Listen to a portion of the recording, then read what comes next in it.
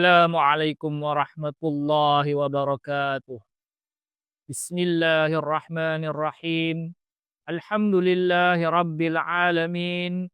Wassalatu wassalamu ala sayyidina Muhammadin asyrafil anbiya'i wal mursalin. Wa ala alihi wa sahbihi ajma'in. Allahumma salli ala Muhammad wa ala ali Muhammad. كما صليت على إبراهيم وعلى آل إبراهيم إنك حميد مجيد وبارك على محمد وعلى آل محمد كما باركت على إبراهيم وعلى آل إبراهيم إنك حميد مجيد. Alhamdulillah, bersyukur kita atas kurniaan Allah kerana dengan limpah kurnia-Nya dapat kita hidup dan dapat kita mendengar segala tazkirah. Bermula Ramadan merupakan bulan yang barakah. Bulan Ramadan dinantikan oleh sekalian umat. Justru itu, kita perlu memiliki keazaman. Satu keazaman yang penting dalam hidup kita ialah dengan memperbaiki diri sendiri, iaitu dengan cara tazkiyatun nafs. Apa yang dimaksudkan oleh tazkiyatun nafs? Tazkiyatun nafs ialah pembersihan diri. Yang mana bulan Ramadan ini kita dapat membersihkan diri dengan ketaatan dan juga dengan amal ibadah.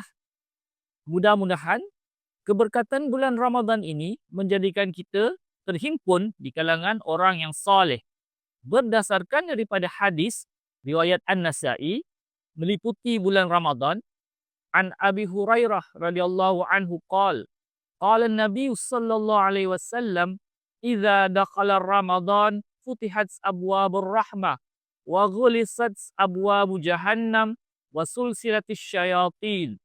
Maksudnya diriwayatkan daripada Abu Hurairah, Rasulullah sallallahu alaihi wasallam bersabda, apabila Ramadan tiba, maka dibukakan pintu rahmah, ditutup pintu neraka dan diikat para syaitan.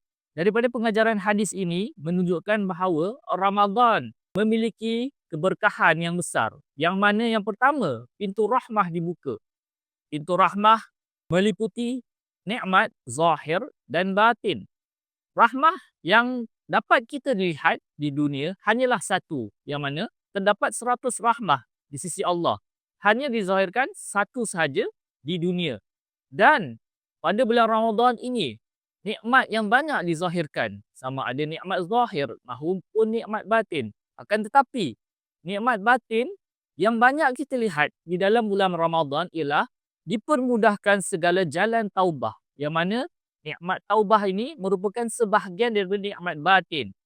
Nikmat ini dibuka dengan lebih luas. Masa yang sama, para pemaksiat lebih mudah untuk bertaubah di bulan Ramadan berbanding dengan bulan-bulan yang lain. Disebabkan bulan ini memiliki keberkahan yang tersendiri. Yang kedua, pintu neraka ditutup. Maksud pintu neraka ditutup ialah pengampunan. Segala dosa diampunkan oleh Allah kecuali dosa besar. Dan jalan pembukaan ke arah kemaksiatan lebih kecil. Yang ketiga, syaitan dibelenggu.